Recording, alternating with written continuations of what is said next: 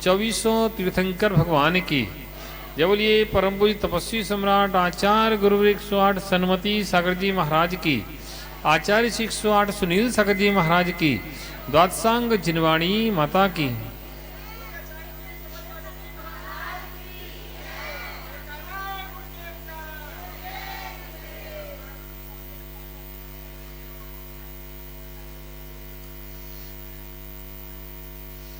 भावना से भगवान बनने का रास्ता खुल जाता है। भावना से संसार में घूमने का रास्ता भी खुल जाता है। भावना जब सम्यक दिशा की ओर होती है तो भगवान बनने का रास्ता खुल जाता है, और वही भावना अगर विपरीत दिशा में बहती है तो वह रास्ता बंद हो जाता है। हमारी भावना कैसी है? हमारी भावना जैसी है संसार हमें वैसा ही दिखता है। हमारी भावना जैसी है वैसा ही हमारे कर्मों का आश्रम होता है। हमारी भावना जैसी होती वैसी कर्मों का बंध होता है और हमारा संसार बढ़ता या घटता है। इसलिए आचार्यों ने आगम में कहा कि भावना अच्छी रखो। भावना अच्छी, और साथ में कहा कि भावनाएं कैसी रखो, तो इनकी 12 भावना का चिंतन करो। वैराग्य भावना का चिंतन करो, 16 कारण भावना का चिंतन करो। ये सारी भावनाएं जो लिखी गई हैं, किस लिए? कि प्रशस्त भावनाएं जो हैं, जो हमें संसार के बंधन से छुड़ाने वाली हैं, जो हमें संसार से दूर हटा करके हमें मोक्ष के मार्ग पर लगाने वाली हैं, वे भावनाएं हैं। संसार की भावना, तो संसार के भावनाओं को करने वाले तो साधन हमारे पास बहुत हैं। टीवी और मोबाइल सबसे प्रमुख साधन हैं जिनमें संसार की भावनाओं में लोग उलझे रहते हैं। जो साधन, जो भावनाएं हमारी विषय कसायों की पुष्टि करें, वे सब संसारिक भावनाएं हैं, और जो विषय कसायों से निकालें वो धर्म भावना है। संसार में विषय कसायों की पुष्टि कराने वाले साधन बहुत हैं, लोग बहुत हैं, व्यवस्थाएं बहुत हैं, संयोग संबंध भी इस प्रकार के बहुत हैं। परिकर हमारा पूरा संसार के लोगों से घिरा हुआ है, लेकिन मोक्ष मार्ग के लोगों से नहीं घिरा। मोक्ष मार्ग के लोग हमें कभी कदाचित कुचित कुछ कदा से मिलते हैं। संसार के लोग हर जगह मिलते हैं। हम लोगों को ऐसे लोगों की खोज करना चाहिए जो हमें संसार से निकालने के साधन बताएं। एक पिता होता है, एक मां होती है। जब हमारी उम्र एक पड़ाव पर पहुंचती है तो माता पिता एक ही बात कहते हैं, बेटा अब तुम्हें शादी करना है। कहते नहीं कहते हैं? क्यों? उन माता पिता से अगर पूछा जाए कि तुम्हें शादी करके सुख हुआ था कि दुख हुआ था, तो वो क्या कहेंगे? शायद इसका उत्तर वो ना दें। संसार के चक्र में फंसने के साधन तो बहुत हैं, फंसाने वाले लोग भी बहुत हैं, अपने ही लोग हैं, अपने ही फंसाते हैं, दूसरे नहीं फंसाते। क्यों? इसके अलावा दूसरा रास्ता उनको दिखता ही नहीं है। सब कर रहे हैं, पर पार्टी जो चल रही है वो तो करना पड़ेगा ना। उनका ऐसा कहना या करना अनुचित नहीं है, उचित ही है, लेकिन दूसरा मार्ग है, वह भी मार्ग दिखाना चाहिए। वह मार्ग दिखाने वाले पिता बहुत कम होते हैं, मां बहुत कम होती है। आचार्य कुंद स्वामी की जो मां थी, वे अपने बेटे से क्या कहती थी? हैं? बेटा सिद्धोसी बुद्धोसी निरंजनोसी, तू शुद्ध है, तू बुद्ध है, तू निरंजन है, तू अजर है, अमर है। ओहो, ऐसे मार्ग बताने वाली माएं कम होती हैं। एक बेटा मेरे पास आया, 5 साल की उम्र उसकी होगी। मैंने उससे कहा, बेटा तुम बड़े होकर के मुनि बनना। बोला, नहीं महाराज, मुझे मुनि नहीं बनना है। तो मैंने उस बेटे से कहा, बेटा मुनि बनना अच्छी बात है, मुनि बनना तुम। नहीं महाराज, मुझे मुनि नहीं बनना है। तुम्हें क्या बनना है? कि मुझे तो इंजीनियर बनना है। क्या बनना है? इंजीनियर। उस 5 साल के बेटे को इंजीनियर बनना है, ये किसने बताया? किसने बताया? मां ने बताया ना। मां ने, पिता ने, मां ने ही बताया, पिता ने ही बताया, और कोई तीसरा नहीं था कि बेटा तुम्हें इंजीनियर बनना है, तुम्हें डॉक्टर बनना है, तुम्हें वकील बनना है, तुम्हें बिजनेसमैन बनना है। क्यों? क्योंकि हमने यही संसार देखा है, हमने इसी को अपना माना है, इसी को सब कुछ माना है। वे माएं बिरले होती हैं जो अपने बेटे को वह संस्कार देती हैं जिससे उस बेटी का कल्याण हो। मां का एक बहुत बड़ा उत्तरदायित्व होता है। मां अगर चाहे तो बेटा भगवान बन सकता है, मां अगर चाहे तो बेटा हैवान बन सकता है, मां चाहे तो बेटा सच्चा इंसान बन सकता है। मां की बहुत बड़ी भूमिका है। दुनिया में सबसे बड़ा गुरु मां को कहा कि बचपन से उसके अंदर बीजारोपण करने का अधिकार मां का है। उस मां अपने अधिकार का पूरा उपयोग करती है।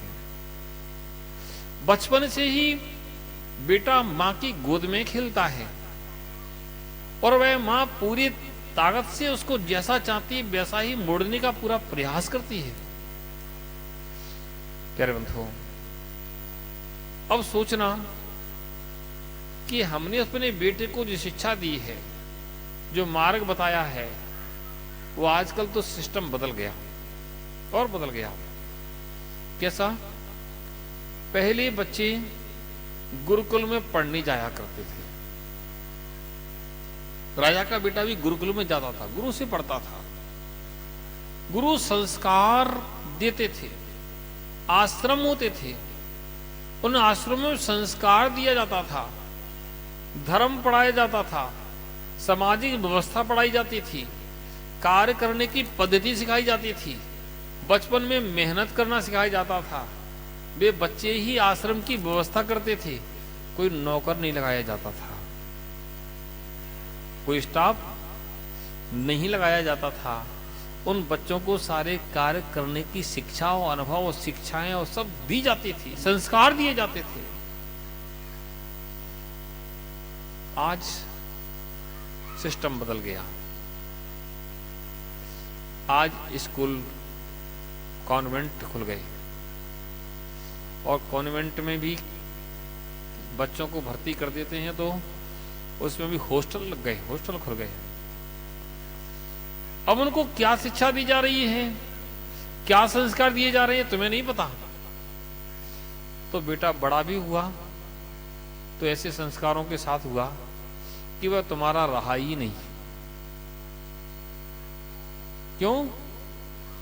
कि मां उसको मिली नहीं, मां तो बहुत पहले छूट गई। और मां मिलती भी तो क्या कहती, मां की तो भावना पहले से इस प्रकार की कि मेरा बेटा एक बड़ा आदमी बने।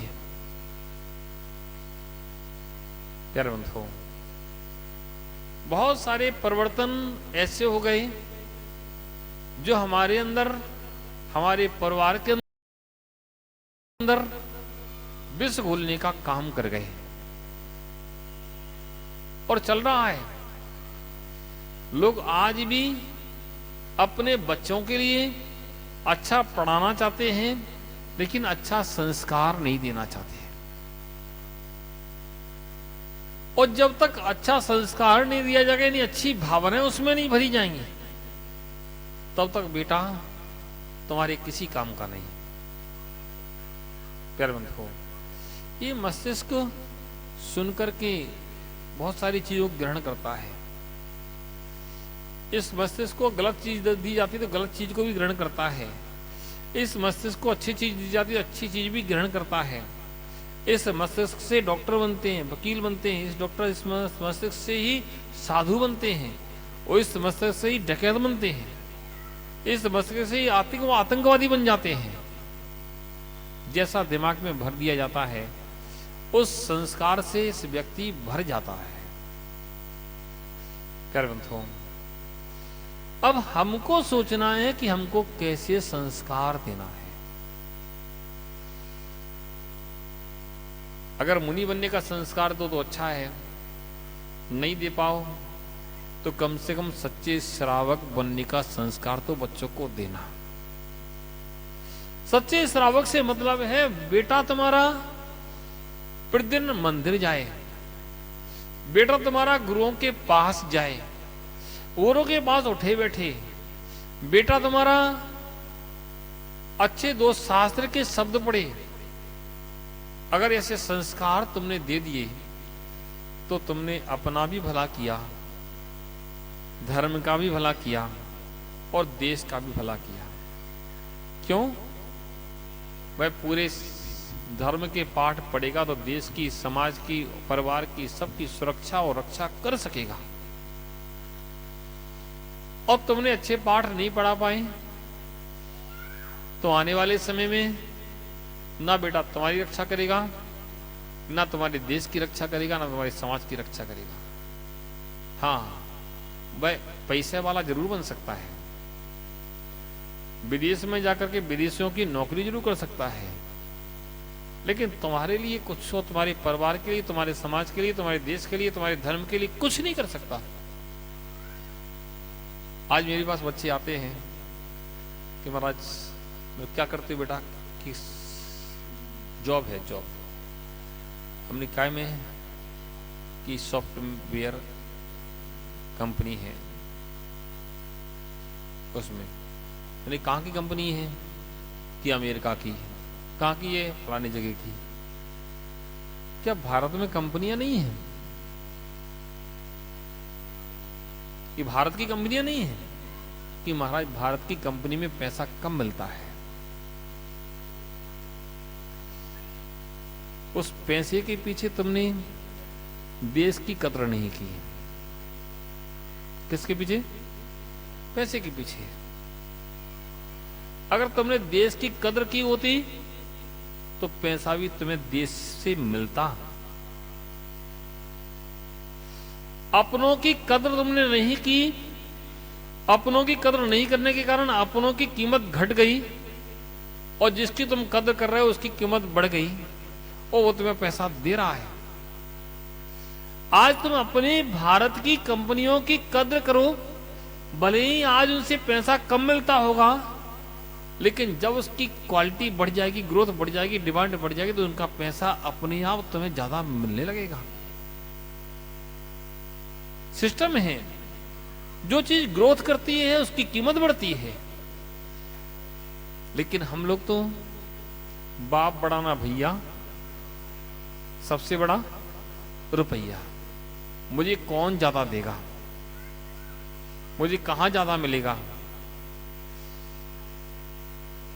प्यारे बंधुओं, बहुत समझने की चीज है आज ना हम अपने देश की सेवा कर पा रहे हैं, ना अपने धर्म की सुरक्षा ही कर पा रहे हैं, ना समाज की सुरक्षा कर पा रहे हैं। बस इतना जरूर है कि हम नोटों के और विदेशियों के गुलाम जरूर बन रहे हैं। अगर सुधारवादी नीति पर नहीं चले, अगर कुछ समाज में, देश में सुधार नहीं कर पाया, तो आने वाले समय में वह समय बहुत अच्छा नहीं होगा। दुनिया से अच्छी चीज सीखो और अपने यहां उस अच्छी चीज को अपन फॉलो करो। दुनिया की गलत चीजों को हटाओ, ये श्रेष्ठ है। तुम्हें कहीं ज्ञान मिलता है तो उसको सीखो और अपने घर की वृद्धि करो। अपने ज्ञान से दूसरों की वृद्धि कर रहे हो तो तुम्हें क्या मिलेगा? नौकर नौकरी रहता है, नौकर मालिक नहीं होता है, मालिक मालिक होता है, मालिक नौकर नहीं होता है।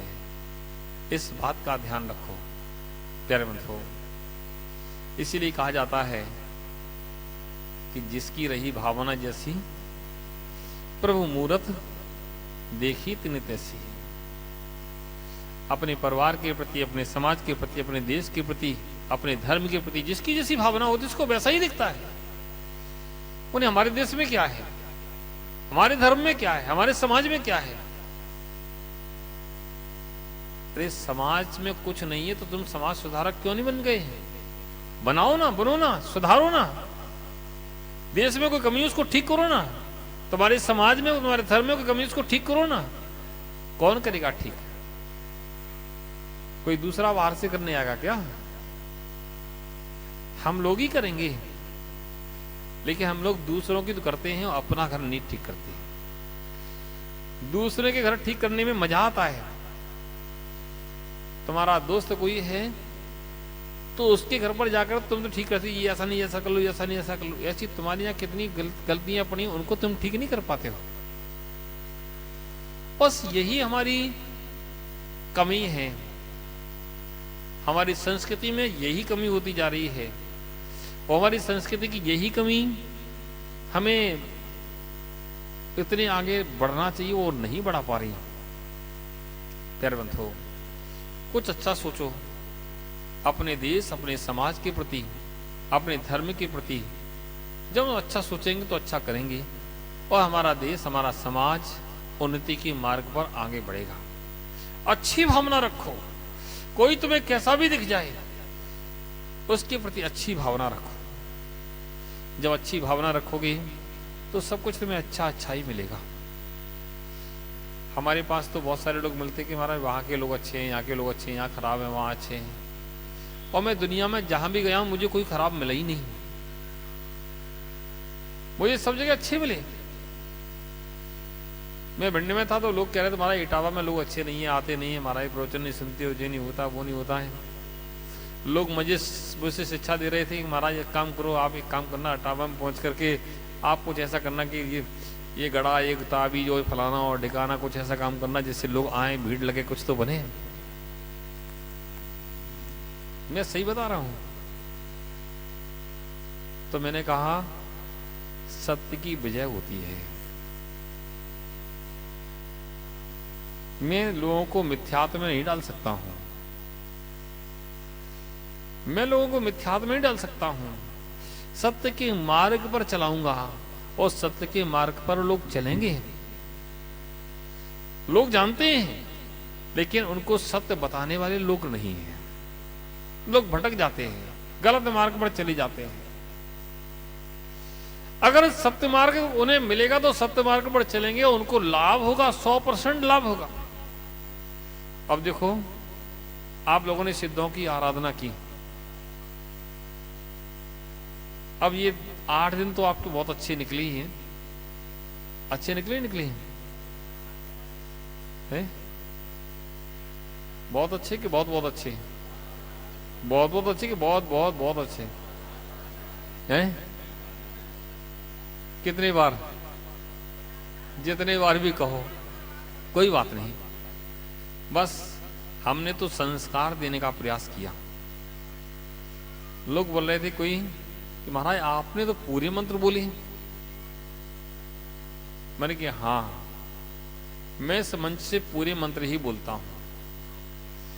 मैं सोचता हूं कि लोगों को अपने मुख से ही मैं मंत्र सुनाऊं ताकि लोगों के हृदय पर अच्छा प्रभाव पड़े। जो गलत नेगेटिव ऊर्जाएं हैं वो इनकी जल्दी समाप्त हों और ये अच्छी ऊर्जाओं को ग्रहण करें। कि गुरुमुख से जो मंत्र सुने जाते हैं उन मंत्रों का भी अपना एक प्रभाव होता है। वही मंत्र एक सामान्य व्यक्ति पढ़े उसका एक प्रभाव होता है, वही एक मंत्र विद्वान पढ़े उसका एक प्रभाव होता है, वही एक मंत्र गुरु महाराज अपने मुख से पढ़े तो उसका अपने एक प्रभाव होता है, अपने एक औरा होता है। हम लोग तो ये चाहते हैं कि सबको अच्छी अच्छी चीजों को दें। लोग जो कर्मों से लड़ रहे हैं उनके अंदर कर्मों से लड़ने की वो शक्ति बन जाए और अच्छे कर्मों से लड़ सकें और कर्मों को परास्त करके वह आगे बढ़ सकें।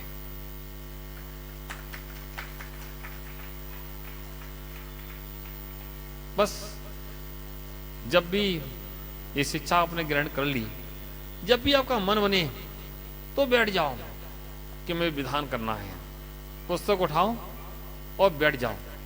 शिक्षक विधान की पुस्तकें हैं और किसी को चाहिए हो तो यहां से ले लेना। ये मत सोचना मेरे पास बहुत सारी, मेरे पास से मतलब समिति के पास बहुत सारी पुस्तकें हैं। किसी को ऐसी भावना बने कि मुझे एक पुस्तक से विधान करना है, पुस्तक मुझे मिल जाए, तो संकोच नहीं करना, नहीं संकोच वहां से ले लेना और अपने अपने पास रखो। जब मन आए पुस्तक खोलो और विधान पूरा करो, आनंद लो, सिद्धों की आराधना करो, बहुत आनंद आएगा आपको, है ना। बस आप लोग इसी प्रकार से अच्छे से सिद्धों की आराधना भविष्य में हमेशा करते रहें। मैं तो यही कहता हूं कि अच्छे से आराधना करते रहें, तुम्हारा जीवन बहुत उन्नति की ओर आगे बढ़ेगा। देखो ऊपर आचार्य गुरुदेव की प्रतिमा विराजमान है। मैं कहता हूं जीवन में कभी कोई संकट आए आप तो उनके पास जाकर श्रीफल चढ़ा देना, उनसे कह देना कि महाराज बस अब आप देखना। तो मैं विश्वास के साथ कह सकता हूं कि आपका वह संकट ज्यादा देर तक आपके पास टिकेगा नहीं।